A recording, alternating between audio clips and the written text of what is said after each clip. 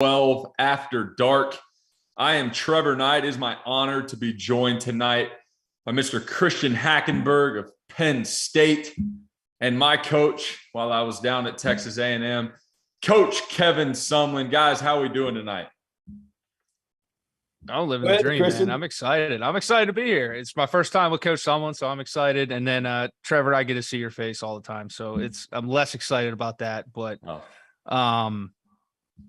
still looking forward to the rundown we got here. I think it's going to be good. It's much in your favor in terms of the teams we're talking about and where we're going. So we get to hear a lot from you, which I'm excited about. It is much in my favor, Hack. I appreciate you mentioning that. We're going to talk about a lot tonight on the Field of 12 After Dark. Some of the things that we will be discussing. Realignment is ending the Bedlam Series, a series that is near and dear to my heart between the Oklahoma Sooners and the Oklahoma State Cowboys. We'll dive into that. Some traditional powerhouse schools are returning.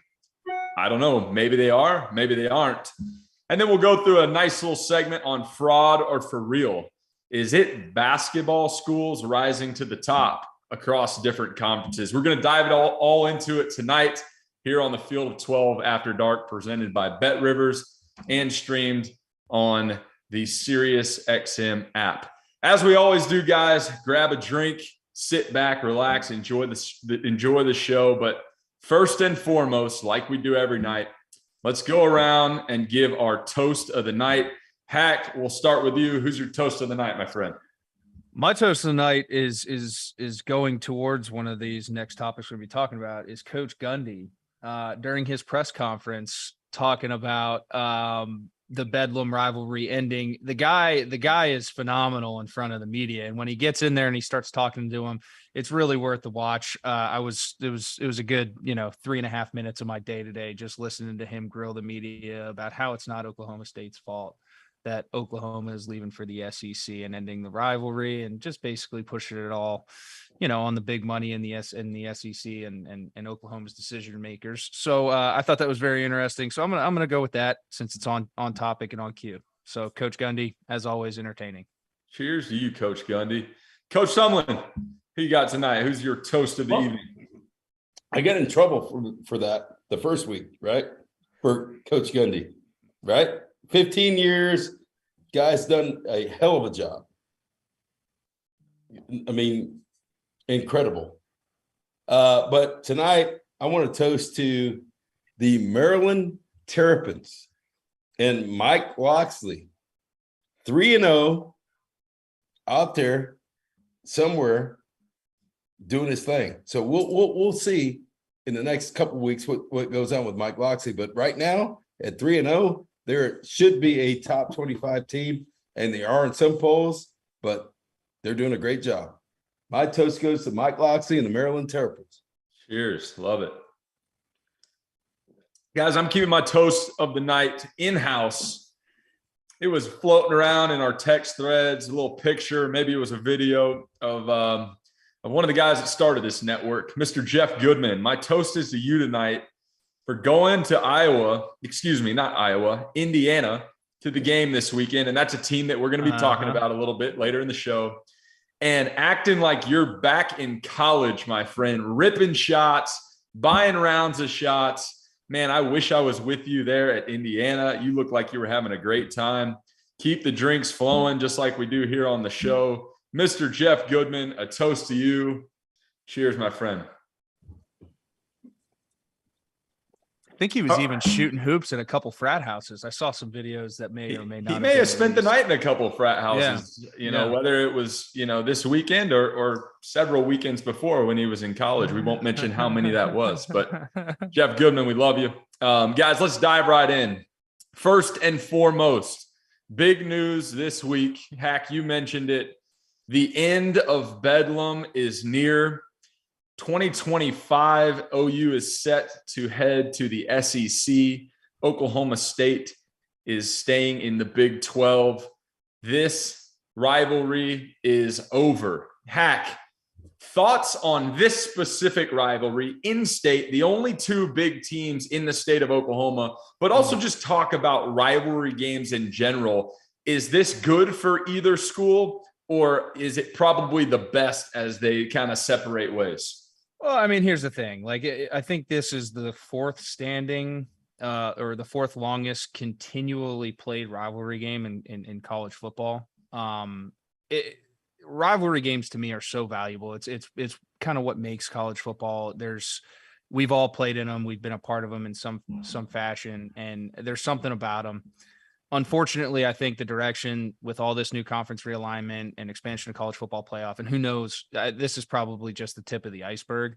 You're going to lose a lot of these. And the fan in me kind of wants there to be an effort to try to keep these alive, whether it's out of conference games. And we've talked about this too, scheduling out of conference cupcake games or going out there and playing a good football team early in the season. I think it's a creative way to keep these rivalries going, keep these rivalries stoked up. Similarly to Pitt and West Virginia early this year. It hasn't been played in a while, but those are games that need to be played. It's good for the community. It's good for the fan bases. It's good for the economy in the area. So selfishly, it's a bummer. I hope that maybe they figure it out. These athletic departments figured out a way to schedule it creatively as they navigate this landscape and an unknown territory that they're towing into. But, I think it's a shame, but at the end of the day, you got to go where the money is. And I think a lot of these kids understand that now, especially with them being involved in the business. And, you got to do what you got to do. Coach, you coached in this rivalry. I played in this rivalry, right? What is, give our listeners a little insight into what Bedlam is. I got in trouble because I gave Mike the first toast, right? And I worked at OU for like 5 years. Here's my take, right? Number one, no one ever thought Oklahoma would not play Nebraska ever, right? So when I grew up, I'm older than you guys. I'm damn near 60. So when I was a kid, I watched Ohio State, Michigan. I'd watch Alabama, Auburn. I'd watch Oklahoma and Nebraska. Guess what? Half those games don't even happen anymore, right? On a regular basis. So to me, to play Nebraska and do those things is a big deal. One. Number two, it's going to happen. It happened last week. They're going to figure that out. But conference realignment is going to happen. So now what?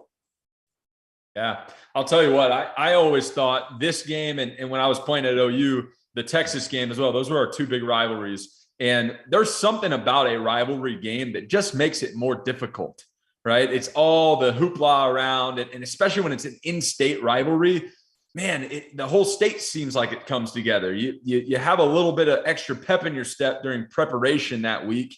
And anything can happen in a rivalry. Hack, you played in rivalry games, obviously, while you're at Penn State.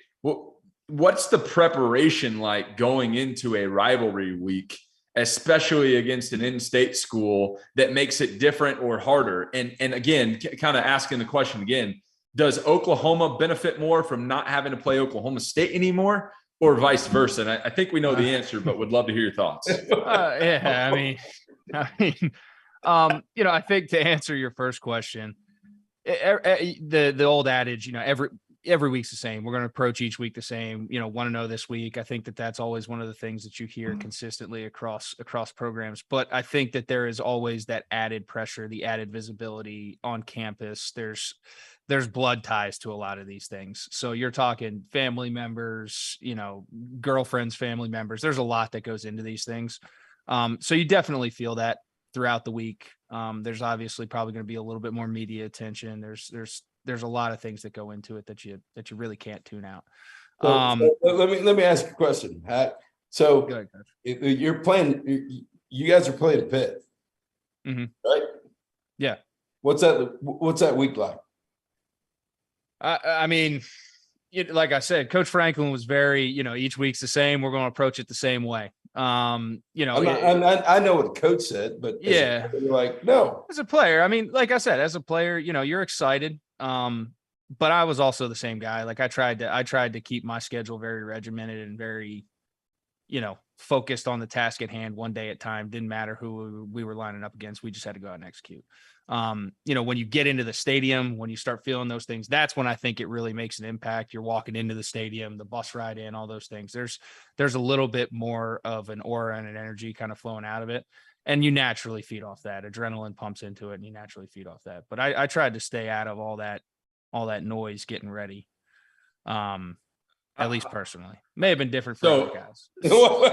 So I'll answer that same question, Coach. This guy over here. I would approach the game the same way. That being said, there was something about rivalry games going to Stillwater or hosting them and then going down to the Cotton Bowl to play Texas, where you could prepare as much as you possibly could. But when you step into that stadium and lock the gate behind you, it doesn't matter if you were a 25-point favorite or a 2-point favorite. Anything could happen.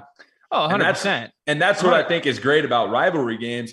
And for the state of Oklahoma, too, prior to the Thunder coming to Oklahoma City in the NBA, it was Oklahoma and Oklahoma State, and that's it. And so it's going to be tough to see that leave.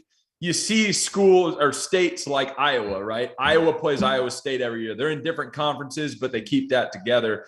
I would have hoped they'd do something like that here, but with this realignment, you do see the reemergence of Texas versus Texas A&M, Oklahoma versus A&M. A&M, because they went to a different conference, now is a rival with LSU. So new rivalries emerge. The Nebraska OU coach, as you mentioned, that went away, but we kind of had it back this year. It wasn't quite as exciting, but I think that different rivalries emerge once we realign. So sad to see it go, but we got a couple more years of it. And I think these guys are going to have a chip on their shoulder going into that game. But let's move on. Let's go to our next segment here. The traditional powers of college football. Okay. Some schools that we see that logo and they are always on top. And for the past couple years or even longer than that, they've just taken a dip, whether it's coaching change, players, bad culture, those types of things. But first team I want to talk about here, Florida State. Is Florida State back on track? Mike Norvell enters his third year, I believe, as head coach. They've got a quarterback. Some people, they say they've got a defense. They've beaten a couple teams, including LSU, in a really tight game towards the second game of the season. Coach, your thoughts overall on Florida State? Can they make a push in the ACC to be competitive towards the end of the year? Yes. That's it. Yes. Mike Norvell is a really good coach. Like when he was at Memphis, I thought he did a great job. When he's an OC, he's done a fabulous job. But the issue is, who are you going to play? Who do you have? And the best jobs in college football are ACC jobs with SEC players. He has that job, and he's doing a great job. Yeah, I've gotten a chance to watch them too, and I'll second that. I think they've never had an issue of building talent down there or finding talent. A lot of it's right in their backyard. And the way they're playing now, they've shown the ability to win those games where in the past 2 years they'd find a way to screw it up. They're now turning that corner. I think internally that has to do with coach's vision in terms of how the team thinks about themselves, carries themselves, and is able to finish now. And it's in a wide open ACC right now as well. The conference, outside of Clemson, and Clemson hit a road bump last year. No one really wants to take it, I don't think, at the moment. So they got a chance. And, Miami's kind of resurging with Cristobal, which would be great, having Miami and Florida State back and relevant. But, we'll see. You know what I mean? I think that there's definitely they're headed in the right direction. Yeah, so let's talk a little bit about the quarterback room there at Florida State. Jordan Travis off to a good start this year, but goes down in the second quarter against Louisville, his former team. I know that was just killing him internally that he didn't get to finish that one out. But a huge shout out to Tate Rodemaker, who came in and led Florida State on some second half drives. He looked a little shaky coming in there late in the second quarter, but second half settled in, got a huge win for his team. I don't think Jordan Travis is out long, but Coach, talk a little bit about the ability to have a backup that you can trust. Not a lot of schools have that. No, listen. So Tate is really capable, right? Never been in that fire, never done that, right? Not an old guy, never seen anything. But like you, that you come in and take over a team. That is real coaching right there from those guys, because he's a young kid that's never been that far, and he can win. I think they're a dangerous team right now in the ACC. Hack, what are your thoughts on just the QB room as a whole? I know that you sat in a different seat than maybe I did in my career. I was always somewhat looking over my shoulder, battling it out. I was the guy at times, which was really nice from a confidence standpoint. But, let's say you go down, right? Were you in there really helping the second guy get ready to play from a mental standpoint, a confidence standpoint? What is it, kind of QB room that permeates the rest of the locker room, or did you guys kind of just do your own thing? No, I was very inclusive. I had Trace for 2 years there, and he was awesome, very, very attentive. He was great on the sidelines with me. I just always was the type of guy that's like I said, I got lost in my process. I'd ask guys to tag along. I'd try to help them out any way I could. And I'd talk through open book policy with me, open door policy. That's kind of how I've operated. So, I think coach, you brought up a great point. Guy, not experienced. They went out there and put him in some really good situations to be successful. And ultimately that experience, I think, is going to pay dividends if this occurrence happens again, because now you got a guy who's been there. He's seen it. He's done it. He can do it. He's got the confidence. Team has the confidence in him as well. So I think that bodes well for Florida State's quarterback room. And I think that will provide a spark to the rest of the team. The guys that maybe aren't getting a whole lot of playing time at other positions, saying, hey, man, this guy came in and he balled out. If my name gets called down the stretch, which is bound to happen, I need to be ready like he was. So I like Florida State down the stretch. Wait. You guys are being nice, right? You guys are being really nice as guys that came into I see you smiling. Came into situations. You're quarterbacks, right? You run the team. You're an extension of the head coach. You're an extension. You get too much blame when shit goes bad. You get too much credit when things go good, right? So, no, you guys do a great job of managing the room and the team. So, guess what? I kind of like the guy. And I was at the game. I'm like, what? And then I'm a Purdue guy, right? So I was at the game to watch the first game. He's got a chance. He's not bad. He's not you, Hack, but he's pretty good. Mm-hmm. Yeah. Yeah. Go ahead, Trev. Yeah, I was just gonna say it is good to have two guys. What were you gonna say, Hack? No, yeah, no. I agree. I think it's capable and confident, man. That's dangerous. So I think he's done some good things. And like I said, I think that whole team is playing with a different attitude and mentality than they've had in the past. And, you get that confidence back at a place like Florida State, it could be dangerous. No doubt. Hey, let's move it down to the Bayou.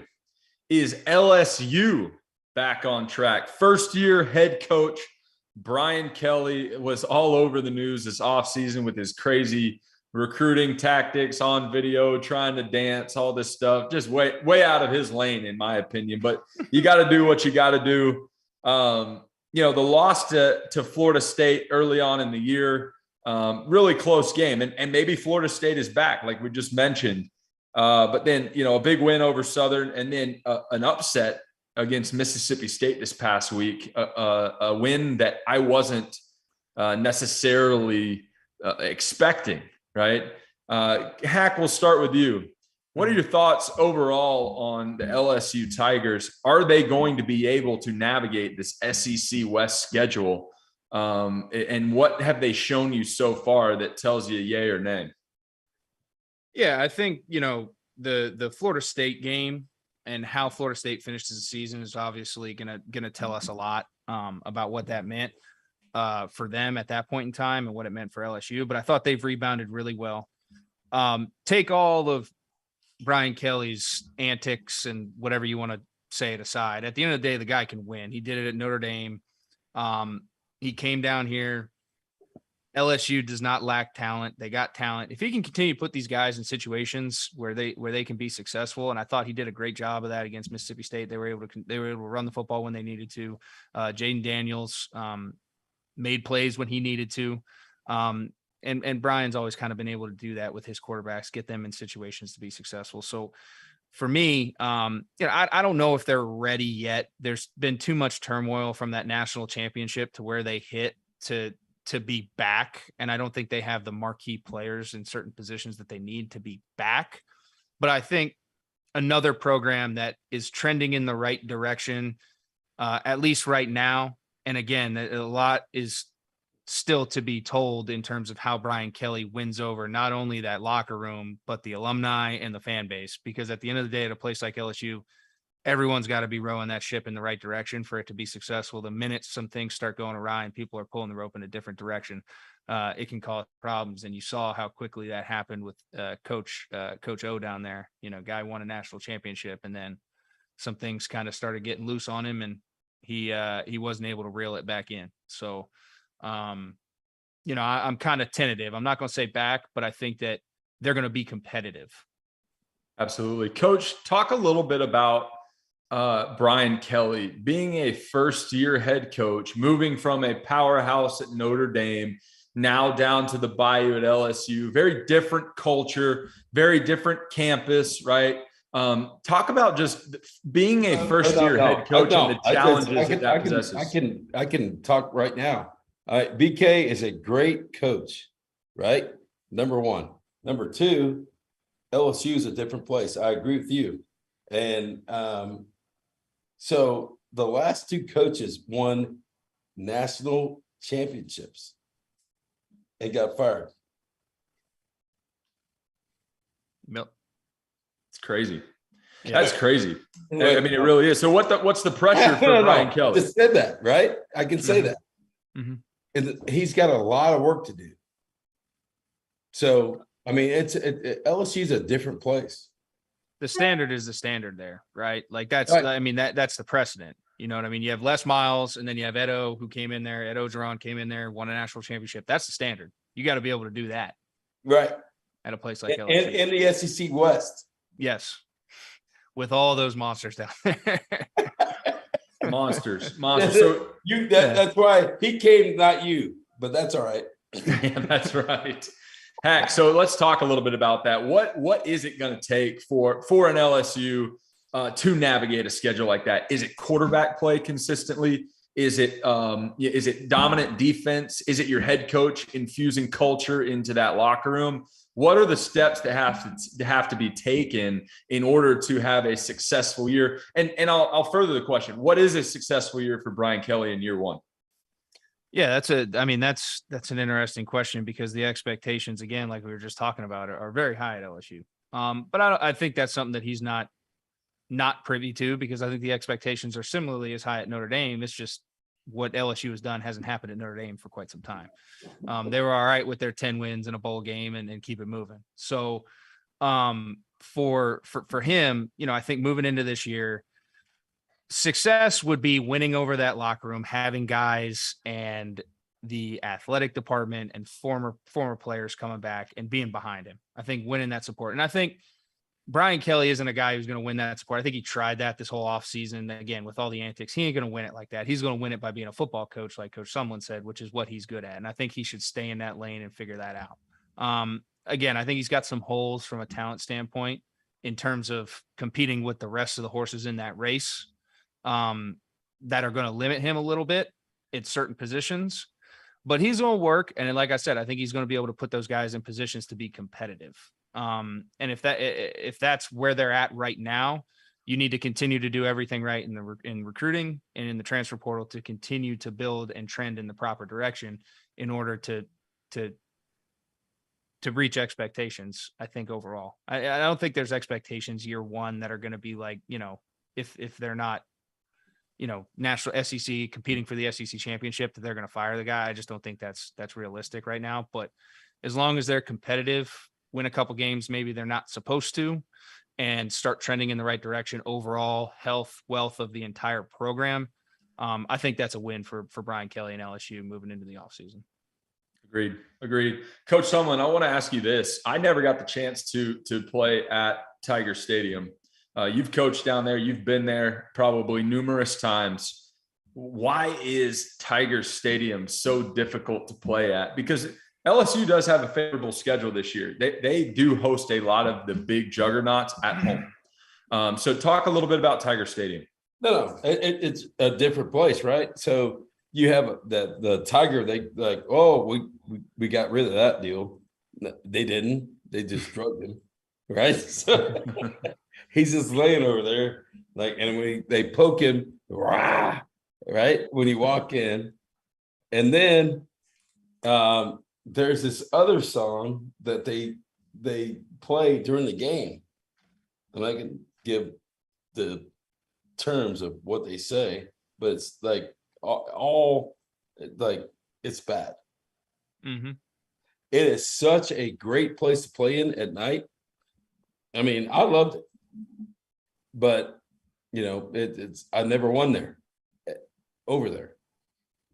Yeah. So it's a great place. Certainly one of the venues in college football that I would love to go and visit as a fan. And for our listeners out there, I'll say this: so as you go around, and I said this before, 3 weeks ago, I said people have a hard time at Florida at night. Florida at night the swamp at night is real. And I'm a Big Ten guy. I played there, right? I went to Penn State when Penn State first happened to get in the Big Ten. But Florida at night is hard. Maybe the best place to play at night. I'm like, this is awesome. Yep. Nothing like a night game in a big SEC venue. It's pretty special. So let's talk about another SEC team. One of the greatest venues in college football.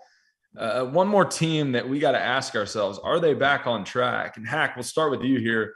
Texas A&M starts the year off, with a win. Then they have a meltdown against Appalachian State. Absolutely cannot happen. And then they switch quarterbacks, insert Max Johnson, the LSU transfer this past week, and they get a big win. Now they go to Dallas this week, neutral site game. They are playing number 10 Arkansas. Is Texas A&M back on track? Does the quarterback change make you feel confident in it, or are we still up in the air, Hack? So I'm going to give you my little piece, and then I'm really curious to hear your take on this, because both of y'all's takes on this, because again, I really don't got a dog in the fight here. So I think for what they have on that team talent-wise, to put on the product that they did even against Miami on a follow-up from a real letdown, I still don't think it's up to par with what they have in the stables, with the horses they have in the stables. Now, a win's a win, man. Credit them. Great bounce back. Now they got to go do it again against a really tough and well-coached Arkansas team. So, another one of those programs that really, really high expectations. And then not only are you doing that, because you're at Texas A&M, but because of, 3 or 4 years of top 3 or 4 recruiting classes, you got all these kids that can apparently play. You got to start seeing something on the field that's going to merit that. And merit your contract and merit your stability as a coach. So I'm looking forward to them to start taking some more steps and being a little bit more explosive offensively. I think defensively they're really athletic. That shows every time you turn on the tape. But offensively, they have more firepower than what they've shown, in my opinion. Agreed. And I'll give my opinion here, guys. I'm disappointed. I'm disappointed in an alma mater of mine, right? I think that you come out week one and you pitch a shutout against Sam Houston State, right? Everybody feels great for you. You're off to a good start. so on and so forth. You go to class, everybody's patting you on the back. Then you go out week 2, you lose to Appalachian State, which we've pounded over the head. Absolutely cannot happen. You come out against a Miami team that's a little unproven. Yeah, they're ranked. You get a win. You score 17 points. You hold them to 9. Pat on the back for the defense. But I'm not sold yet. I'm not sold in this team. I'm not sold at the quarterback position. I know that Max Johnson has played a lot of football up until this point. He's proven that he can win while he was at LSU. I need him to take a huge leap this week in Dallas against a good Arkansas team to prove to me that A&M is back on track. And even at that point, I'm not quite sure, because after Arkansas, they go to Starkville to play Mississippi State. After Starkville, they turn right back around and they go to Bryant-Denny, Tuscaloosa, to play Alabama. The teeth are coming, and they're coming extremely quick. So I'm not bought in on this whole is A&M back on track yet.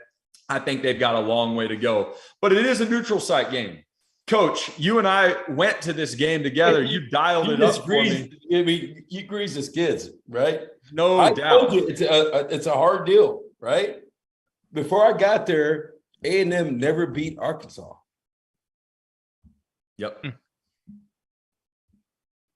And then won multiple years in a row. Exactly. Until last year.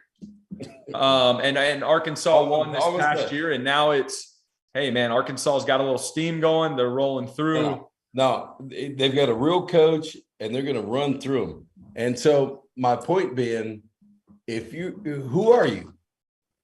Who are you offensively? Who are you? Right? Yep. Yeah. Yeah, they got to find it. They got to find who's that guy, because it runs through the guy that like says hike. Yep. That's a great point. I think they need to change some things quickly offensively to survive what you just laid out, Trevor, because that's a freaking slate coming down the pipe. I'm not being mean or anything. Like, it runs through that guy that says hike. That's it. Yep. No doubt. And it does. It runs through your QB, it runs through your head coach, but 3 games into the year, I don't personally believe that you have your identity yet. Yeah, everybody talks about you get it in the off season. You've got it week 1. Every team that I've ever played on, you may feel like you got it, like A&M did, pitching a shutout week 1. Then they face some adversity. Every team's going to face some adversity, unless you're Georgia, of course, who's running through everybody right now. But you're going to face adversity at some point. And when you do, that's when you fall back on the preparation from the offseason. But I don't think you really find your identity until really kind of midway through the season. So we'll see if these teams that we talked about are back. Think about this, right? Even through when you were with us, or anything else, even Nick changed, right? Tua, all these guys are real quarterbacks. That's right. Right? Yeah. That's right. Yep. So I don't see that there right now. Yeah, we'll see. Give Max Johnson another week. Maybe he'll find a little groove, and we'll keep rolling forward. But we'll see if these teams get back on track. And a lot of people didn't like Kellen Mond. I love Kellen Mond as a player, right? Yep. And you were there to see it, right? When he just showed up. He's a really good player. But guess what? To handle the whole thing, it's hard. It's hard. One of the hardest things to do. For you to be at Oklahoma and there, it was hard. Yep. It's hard. This position's hard. Navigating some of these conferences is hard. It is a tough game all the way around. That being said, let's move on to our next segment, guys. Let's talk a little fraud or for real. The basketball school edition. Some of the basketball schools, those logos that you see constantly in the Elite Eight, the Final Four, are getting it done on the gridiron this year. And our own Michael Felder sat down with Kansas's 3-0 Kansas, Kenny Logan Jr., and spoke with him. Let's roll that now, and then we'll talk about the Kansas Jayhawks. Field of 12 after dark. We've got Kenny Logan, safety for Kansas. And excuse me, Kenny, before I let you say anything, excuse me, 3-0 Kansas on the show. We're going to get into this week's game against Duke, but first, Mr. Logan, how does it feel to have 3 in the win column? And what's that feeling like in that locker room? It feels good. The locker room, I mean, we're pretty excited about what we did, but we know it's still a lot more work to be done. Guys are staying even keel, keeping mellow vibes. We're not getting too high, we're not getting too low. We're just still chopping wood, trying to keep working on the little things that got us here. I love that. Listen, keep chopping wood, keep sawing wood, row the whole. I love that. So I was listening to some of your interviews from over the summer, right? And when you were in camp, and you talked about the newcomers, guys from the portal that have helped you, because you're one of these leaders of the team. How did you help integrate those guys into the locker room, and how has that been independent from your actual coaching staff? How has it been for just a player-to-player standpoint with some of those newcomers? Most of those guys came from winning programs, so they already had like the mindset on how to win. We just got everybody acclimated to the way we were doing things, and then they even helped the guys that were here with structure and like what they felt like can help us also win. So it was just us just molding together, believing in one another to keep this thing going. And yeah, well, I want to go. Listen, I'm going to double down on that mindset situation. What is the difference? What's the difference? What's the difference in terms of mindset of something going bad and then being like, we're still going to win, versus something going bad and being like, oh no, it's happening to us again? Us just believing in the little things that got us here, us believing in the process.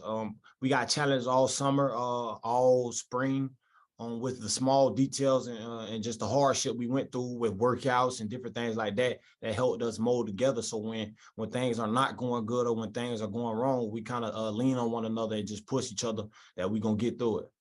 I love it. And listen, you got your head coach there, and what's he doing to make sure that just being better than a season ago isn't good enough? That's not the metric.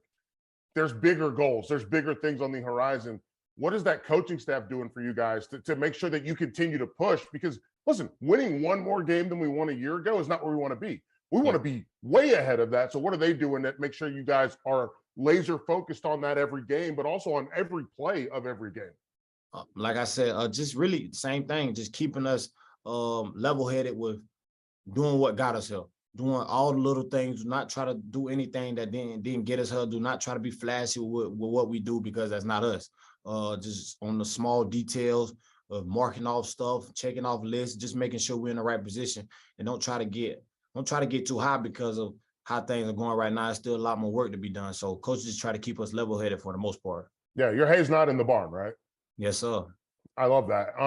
So I want to talk Jalen Daniels, right? Watching him in that quarterback role. And listen, this is the way that I want to think about it. Because again, safety to safety, right? This is the way I want to think about it. What does he do that scares you and should scare everybody in the Big 12? Me and Jalen been challenging each other since he first got the job, since he first came in, actually. So he does a lot of things well. He with just how he's back there poised in a pocket. You always got to be on your toes. You always got to make sure you're doing your assignment, because at any time he can make any throw that can put you out of position. Jalen's a great guy, a great quarterback, and he's just very versatile. And thank you again to our own Michael Felder for that interview. Guys, let's talk about the Kansas Jayhawks, a traditional basketball school. They run through the Big 12 every year. Bill Self and his squad, they have statues, I'm sure, of him at some point there at Kansas. But 3-0, the first 3-0 start in Lawrence since 2009. Jalen Daniels, their quarterback, is playing out of his mind, a third-year starter. Hack, what are your thoughts on the Kansas Jayhawks getting it done on the road at West Virginia against a Houston school that has been consistently in the top 25 over the last couple of seasons? What do you like about the Jayhawks? I mean, offensively, it speaks for itself. Their production has been top-notch. A lot of it's been due to Jalen Daniels, both with his arm and his legs. I think we talked about the Malik Cunningham kid at Louisville being early, like one of the preseason shows, being one of the true dual threats. I think this kid's just as good, if not better.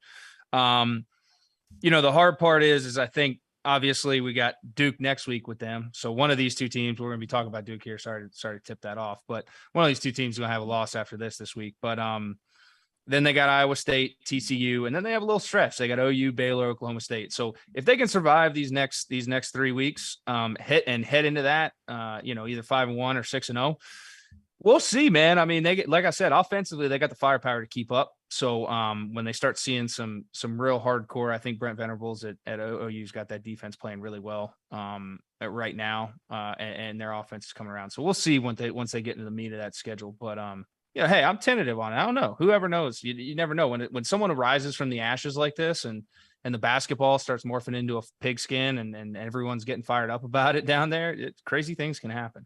Some of those fans that are already camping outside of Allen Fieldhouse for the opener in basketball season might just be trickling down to that football stadium. They may have 3,000 fans there. Every time I play, there's about 1,000, right? Coach, a 3-0 start for the. No, you're being nice, right? It's Kansas, right? I know. It was bad. It was always halftime. It felt like a high school stadium. I'm not going to lie. But 3-0. He is doing a great job. They've got real players, and they're a real problem, like Iowa State. There is a problem with you've got real coaches at certain places right now, right? Without the greatest players. So Kansas has a real chance right now at 3-0. Yeah, they're going to go to a bowl game. They're going to beat somebody. They're going to beat like 3 or 4 other people. They get to 6 or 7 wins, but like I was right now. Yeah, probably not. I mean, they're hot. They're confident, and they got firepower. I wouldn't want to play them right now. Right. So no matter who you are, right? Complete difference, right? You've been a player in that league. You've seen it. And to me, right, when you go certain places, you understand that. Sometimes at 19, you don't get that. Does that make sense? That's right. So in my mind, I'm saying they're going to win 7-8 games. And I would love to see that, Coach. And I hope that happens for Coach Leipold and that group, because that would be a fun story to follow. I personally don't believe that, but I hope you're right. I hope you're right, Coach. I really do. Hey, let's roll down this list. Wait. You said that about Iowa State too. You can, but Iowa State's proven it. The Kansas, 2 wins, I think, over the last 2 years. They've already surpassed that. Let's not bite a huge chunk out of the apple quite yet. But I hope that you're right, Coach. I really do.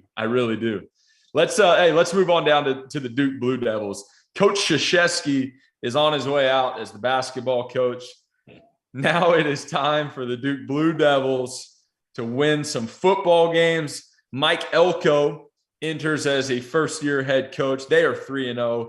They've beat Temple, Northwestern, and North Carolina A&T. Not a super packed schedule up until this point, but Hack, we'll start with you again. Thoughts on Duke and navigating that conference? Yeah, I think good for them for right now. But even in the ACC right now and their side of the division, I still think they got some hurdles, and I think they got some teams that present problems. So I'm going fraud on Duke right now. And hey, probably a bunch of great guys, but I think they're a fraud to me at the moment. Taking a fraud, Coach. You going with a fraud with Duke? You think they're going to win a couple games? Are they going to win the ACC? I mean, you seem pretty confident. You played first 3 games of the year, right? We didn't duck anybody. Yep. Right? Yep. It's Duke. Fraud. Problem. Coach is saying there's a problem. They're a problem. I like it. I don't think they're going to be a huge problem. He said fraud. He said fraud. He said fraud. He went fraud. He went fraud with us. Okay, fraud. Yeah, I think we're all. We're all aligned here. Duke's a fraud. Stick to basketball season. We'll get there in a few months. Yeah, no doubt. John Shire's coming. Let's move on to this one. This is the fun one. Okay, currently number 8 in the country. Certainly the top dog of the quote unquote basketball schools playing on the gridiron. Will Levis, Mark Stoops, the Kentucky Wildcats are real. They are real. They play in one of the toughest, if not the toughest, conferences in the country. So their uphill battle may be a little steeper than some of these other schools, but they've already proven that they can go into a hostile environment and beat a big-time team. Now, I know we could talk about Florida all night, but going and playing at the Swamp and getting a win there, that's big time. Coach was talking about it. Swamp at night's real. They went in there and did it. That's right. That's right.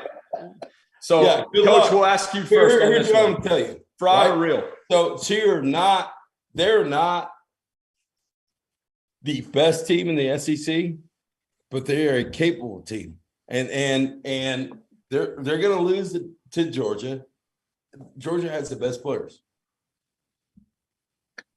Yep. They got Georgia, I think, on November 19th. So there's some games in between now and then. But they're going to win 10. They're going to win 10 games. They're for real. That team's a for real. They're a real team. Yep. They are a real team, and I'm fun to watch. I'm excited to watch them have a lot of fun. I love the quarterback play. Yep. Mm-hmm. Will Levis. Levis is certainly one of the best in the country, no doubt. Now let's hit this last one here real quick, guys, and we'll wrap up. Indiana Hoosiers. They have scraped by. This is truly a basketball school. Hack, they're in your Big Ten country. I am going straight fraud on this one, and it ain't even close. But, hey, big shout out to Tom Allen. He was Coach of the Year in the Big Ten a couple years ago. Their QB, Connor Bazelak, I think is how you say his name, playing decent so far, but I think they're a big-time fraud. Hack, we'll start with you. Depends on what you're going to qualify fraud or real as. I see 6 wins on their schedule right now as it lies, including the 3 they have. They have 3 more that if you just look at the game, I think it's like Rutgers and then a few other ones. And to your toast, Coach, I didn't even count Maryland on that one, not even close. So I think that there's no. I'm saying the Maryland game, Maryland's got that by a mile right now. As they're sitting there, so difference maker, right? He is. But to get back on Indiana, I count 6 wins. So to me, I think in a program like that, considering what they got, what happened with them last year, that might be a win if that's real. But overall, I think the 3-0 start is a fraud. And like I said, they got 3 more wins, and it's going to be a long second half of the season for them. Coach, Indiana Hoosiers, we waiting for basketball season, or are they something for real? I went to Purdue, so no, they're a fraud. They're a fraud. I love it. I love it. Well, we'll see. These basketball schools have proven something over the first 3 weeks. Honest, right? That's honest. I appreciate the honesty. Hey, for Trevor Knight, Christian Hackenberg, and Coach Kevin Sumlin, we're midway through the week to another college football weekend here on the Field of 12 After Dark. We appreciate you riding with us. We'll see you next night, tomorrow night,